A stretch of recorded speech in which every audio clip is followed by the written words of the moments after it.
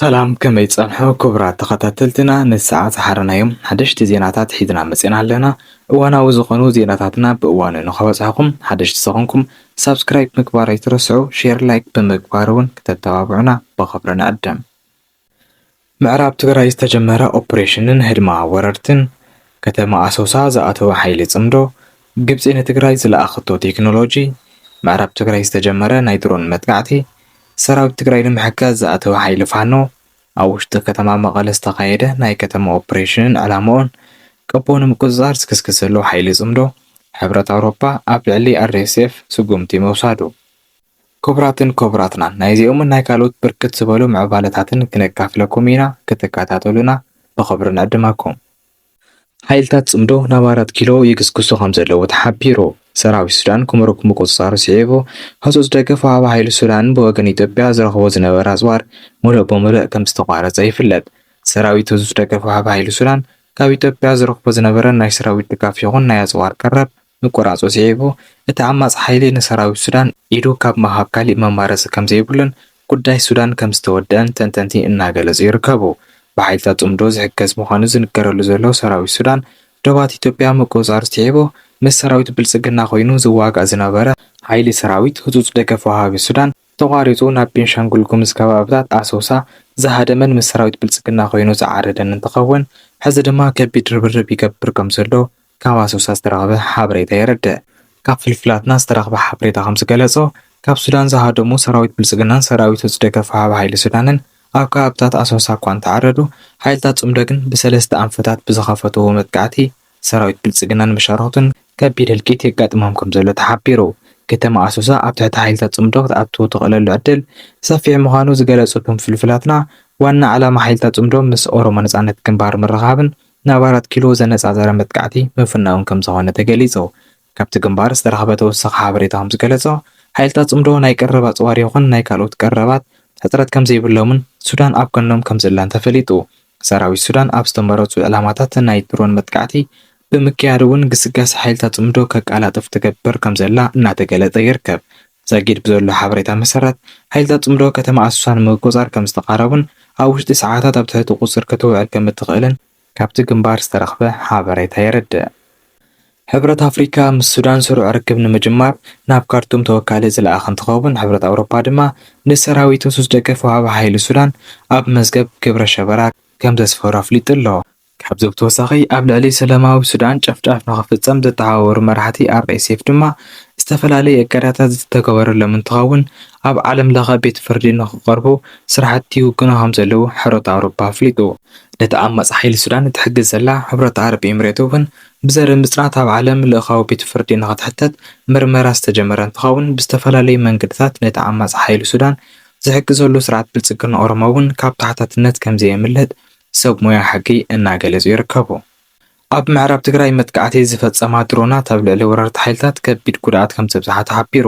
ብመሰረት እቲ ዝተረኸበ ሓበሬታ እተን ድሮናት ናይ ኤርትራ ይኹና ወይ ድማ ናይ ሱዳን ንግዚኡ ዘይተፈልጠ እኳ እንተኾነ ኣብ ልዕሊ ዝተመረፁ ዕላማታት ብዝወሰዶ መጥቃዕቲ ኣብ ልዕሊ ወረርቲ ከቢድ ክሳራ ከም ዘብጽሓ ተሓቢሩ። ፍልፍላት ከም ዝሓብርዎ እቲ መጥቃዕቲ መኽዚን ኣፅዋራት ወረርትን ታንክታትን ዕላማ ዝገበረ ከም ዝነበረ ተገሊጹ። ትግራይ ነቲ ቀያሪ ቴክኖሎጂ ከም ዝረኸበት ተሓቢሩ። እቲ ቴክኖሎጂ ዝተረኸበ ካብ ግብፂ ከም ዝኾነ ዝገለጹ ፍልፍላትና ትግራይ ኣብ እትገብሮ ዓርሰ ምክልኻል ወሳናይ ግደ ዝፃወት ከም ዝኾነ ካብ ወታደራዊ ፍልፍላትና ዝተረኸበ ሓበሬታ የመላኽት። እቲ ቴክኖሎጂ ዘመናዊ ድሮናት ይኹን ነፈርቲ ውግእ ገና ናብ ክልል ኣየር ትግራይ እንተኣተዋ መጠንቀቕታ ከም ዝህብ ባዕሉ ኣብ ታርጌት ከም ዘእትወን ተገሊጹ። ስለዚ ትግራይ ናብ ዝነበራ ናይ ምክልኻል ዓቕሚ ሓድሽ ዓቕሚ ከም ዝወሰኸት ካብ ምሽጥራዊ ፍልፍላትና ዝተረኸበ ሓበሬታ የመላኽት። ኣሜሪካ ንስርዓት ብልጽግና መርድእ ከም ዝተናገረት ተሓቢሩ። ክፍሊ ሚድያ ኣርሚ ሰብዓ ዝኾነ ጋዜጠኛ መድሃንየ ግደይ ቃልሲ ትግራይን መሻርክትን ብልጽግናን ብዝምልከት ንህዝቢ ትግራይ ዓብዪ ብስራት ኣስሚዑሉ ኣሎ። ጋዜጠኛ መድሃንየ ግደይ ከምዚ ክብል ይገልጽ። ኣብ ቃልሲ ዕረፍቲ የለን፣ ዝወፀኻሉ ህዝባዊ ዕላማ ክሳብ ሰምር ብጽንዓት ኢኻ ትቃለስ፣ ብዝኾነ ምድራዊ ፈተና እውን ነቕነቐ የለን። ሕዚ ዓወትና ብቐረባ ይረአ ኣሎ። መንእሰይ ናብ TDF ይኸተት ኣሎ። ፈተውትና እውን ተበራኺቶም ኣለዉ። TDF ናይ ምፍጻም ዓቕሙ ናብ ዝለዓለ ብራኸ ከም ዝተሸጋገረ ጸላእቲ ኣንዳ ዓዲዖም ዝርድእዎ ሓቂ ኮይኑ ኣሎ። ኣብ ዝኾነ ኣሜሪካ ውድቀት ብልጽግና ዘይተርፍ ምዃኑ ገምጊማላ። ኣብ ኣሕመድ ኣብ ቀረባ እውን ክእለ እዩ ኣብ ዝብል እዋናዊ መጽናዕቲ ዋይት ሃውስ ደምዲማ ኣሎ። ኣብ ቀርኒ ኣፍሪካ ዝተፈጥረ ሓድሽ ኣሰላልፋን ምድኻም ወተሃደራዊ ዓቕሚ ብልጽግናን ምዕራባውያን ብኣብይ ኣሕመድ ተስፋ ክቆርጹ ኣገዲዶም ኣሎ። ዓወት ህዝቢ ትግራይ ይቐርብ ስለ ዘሎ ኣብያ ጸላእቲ ክቕጽል እዩ ክብል ጋዜጠኛ መድሃንየ ግደይ ገሊጹ። ቆቦን ምቁጽጻር ኣብ ዝግበር ዘሎ ኦፕሬሽን ሰራዊት ብልጽግናን መሻርክቱን ይሃድሙ ከም ዘለውን ሰራዊት ትግራይን ፋኖን ድማ ጥምረት ፈጢሮም መጥቃዕቶም ኣጠናኺሮም ከም ዝቐጸሉን ካብቲ ግንባር ዝተረኽበ ሓበሬታ የረድእ። ሰራዊት ብልጽግና ቀደም ክብል እውን ቆቦ ሓዲጉ ሃዲሙ ምንባሩ ዝፍለጥ እንትኸውን ግስጋስ ሓይልታት ጽምዶ ጠጠው ምባሉ ሲዒቡ ሰራዊት ብልጽግናን መሻርክቱን ንቆቦን ከባቢያን መሊሶም ከም ዝተቆጻጸርዋ ይፍለጥ። እቲ ሕዚ ተጀሚሩ ዘሎ ኦፕሬሽን ግን ናብ 4 ኪሎ ዘቕንዐ ከም ዝኾነ እናተገለጸ ይርከብ። ስርዓት ብልጽግና ኦሮሞ ትግራይን ኣምሓራን ብምድኻምን ሕድሕዶም ክባልዑ ምግባርን ንዓሰርተታት ዓመታት ኢትዮጵያ ንምግዛእ ትልሚ ኣውፂኡ ክሰርሕ እኳ ተጸንሐ ሕዚ ግን ነገራት ብዘይገመቶ ፍጥነት ከም ዝተቀያየሩን ኣብ 4 ኪሎ ዘለዎ ወንበሩ ንኣዋርሕ እውን ክጸንሕ ከም ዘይኽእልን ከም ዝተረድአን ተስፋ ከም ዝቆረጸን ዝተረኽበ ሓበሬታ የረድእ። መራሒ ሓይልታት ፋኖ ዝኾነ ጀነራል ተፈራ ማሞ እውን ህዝቢ ትግራይን ህዝቢ ኣምሓራን ሓደ ናይ ሓባር ጸላእ ስለ ዘለዎ ሓቢሮም ካብ ስልጣን ከኣልይዎ ተላዒሎም ኣለዉ ክብል ገሊጹ ኣሎ። ዝኾነ ይኹን መለክዒ ንህዝቢ ትግራይ ካብ ህዝቢ ኣምሓራ ንላዕሊ ዝቐርቦ የብሉን፣ ህዝቢ ኣምሓራ እውን ካብ ህዝቢ ትግራይ ንላዕሊ ዝቐርቦ የብሉን። ስለዚ ድማ ህዝቢ ትግራይን ህዝቢ ኣምሓራን መጀመርያ ዘጽንቶም ዘለዉ ስርዓት ብልጽግና ካብ ስልጣን ምስ ኣለዩ ብድሕሪኡ ዘለዎም ናይ ግዝኣት ሕቶታቶም ኣብ ዙርያ ጠረጴዛ ክፈትሕዎ እዮም ክብል ገሊጹ ኣሎ። ብልጽግና ኦሮሞ ምዕራብ ትግራይ ተጠቒሙ ኣብ መንጎ ህዝቢ ኣምሓራን ህዝቢ ትግራይን ዘይዛረብ ጦርነት ንኽቕጽል ትልሚ ሒዙ ክሰርሕ እኳ እንተጸንሐ ሕዚ ኩሉ ትልምታቱ ፈሺሉ ካብ ስልጣኑ ዝእልየሉ መዓልቲ ምቑጻር ክጅምር ከም ዝግደድ እናተገለጸ ይርከብ። ኣብ መቐለ ናይ ከተማ ኦፕሬሽን ከም ዝተኻየደ ተሓቢሩ። እቲ ናይ ሕዚ ኦፕሬሽን ግን ከምቲ ካልእ ግዜ ዝግበር መሓውር ስለላ ንምሓዝ እንተይኮነስ ካልእ ዕላማ ዘለዎ ከም ዝኾነ ተሓቢሩ። ካብ ፍልፍላት ዝተረኽበ ሓበሬታ ከም ዝገለጾ እቲ ኦፕሬሽን ዝተኻየደ ኣብ ከተማ ንዝግበር ኦፕሬሽን ልምምድ ከም ዝኾነ ተገሊጹ። ናሽናል ኢንተለጀንስ ኤርትራ ትበሃል ገጽ እቲ ኣብ መቐለ ዝተኻየደ ናይ ከተማ ኦፕሬሽን ኣመልኪታ ኣብ ዘውፅኦቶ መብርሂ እዚ ናይ ከተማ ኦፕሬሽን ኣብ ኣዲስ ኣበባ ንዝግበር ኦፕሬሽን ተሓሲቡ ዝግበር ዘሎ ልምምድ እዩ፣ ኣብ ቀረባ መዓልቲ ኣብ ኣዲስ ኣበባ ክትሪእዎ ኢኹም ክትብል ገሊጻ ኣላ። ህዝቢ ትግራይ ክጥንቀቐሉ ዝግባእ ሓደ መሰንበዲ ዜና ተሰሚዑ። ኣብይ ኣሕመድ ዝመርሖ ፌደራል መንግስቲ ሎሚ እውን ኣብ ልዕሊ ህዝቢ ትግራይ ዳርጋ ዕላዊ ዝኾነ ፈቓራታት የስምዕ ከም ዘሎ ክሕበር ጸኒሑ እዩ። እዚ ዕላዊ ዝኾነ ፈቓራታት ድማ ብሰበ ስልጣናት ፌደራል ከምኡውን ንሱ ብዝኸፍሎም ጋዜጠኛታትን ኣቢሉ የቃልሕ ከም ዘሎ ንምርዳእ ተኻኢሉ ኣሎ። ቅድሚ ሕዚ እቲ ጽንፈታዊ ኩናት ኣብ ልዕሊ ትግራይ ቅድሚ ምእዋጁ ህንጻታት ክፈርስ እዩ፣ ኣዴታት ክበኽያ እየን እንዳበለ ዘቃልሖ ዝነበረ ኣብ ሎሚ ንህዝቢ ዝኸውን ፈቓራ የስምዕ ከም ዘሎ ንምርዳእ ተኻኢሉ ኣሎ። መሰረት እዚ ድማ ኣብ ድንበር ዝርከቡ ህዝቢ ትግራይ ምስ ጎረቤቱን ሓውን ህዝቢ ኤርትራ ዝገብሮም ዘሎ መራኸባት ደው እንተዘይቢሉ ብድሮን ከወቕየ ዝብል ፈቐራ ኣስሚዑ ይርከብ።